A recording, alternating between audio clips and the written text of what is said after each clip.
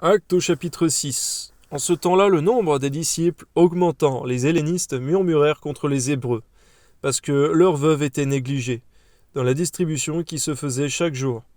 Les 12 convoquèrent la multitude des disciples et dirent : Il n'est pas convenable que nous laissions la parole de Dieu pour servir aux tables.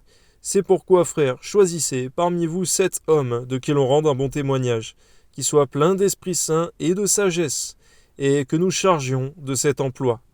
Merci parce que la plénitude du Saint-Esprit et ta sagesse, Seigneur, vont de pair, Seigneur, dans chacun de tes enfants, Seigneur, ils doivent aller de pair. Toi soit la gloire, Père. Merci pour cet équilibre de nous, d'être équilibrés, Seigneur, dans ces choses, Amen. Et d'être de bons témoignages, afin que tu puisses nous utiliser puissamment. Amen. Et nous continuerons à nous appliquer à la prière et au ministère de la parole. On voit que dans ton corps, on ne peut pas faire tous les services, Seigneur, mais que cela doit être départi à chacun.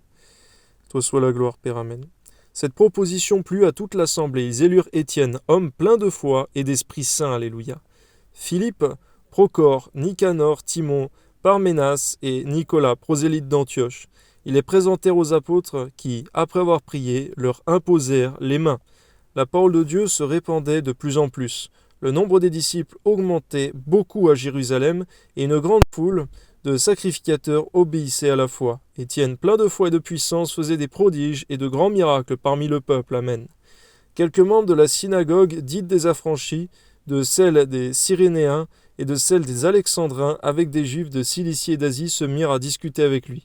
Mais ils ne pouvaient résister à la sagesse et à l'esprit par lequel il parlait. Merci Seigneur, parce que ton esprit et la sagesse d'en haut, Seigneur, personne ne peut y résister. Amen. Alors ils subornèrent des hommes qui dirent : Nous l'avons entendu proférer des paroles blasphématoires contre Moïse et contre Dieu. Ils émurent le peuple, les anciens et les scribes, et se jetant sur lui, ils le saisirent et l'emmenèrent au Sanhédrin. Ils produisirent de faux témoins qui dirent : Cet homme ne cesse de proférer des paroles blasphématoires contre le lieu saint et contre la loi. Car nous l'avons entendu dire que Jésus, ce Nazaréen, détruira ce lieu et changera les coutumes que Moïse nous a données. Tous ceux qui siégeaient au Sanhédrin, ayant fixé les regards sur Étienne, son visage leur parut comme celui d'un ange. Toi soit la gloire, Père, au nom de Jésus. Amen.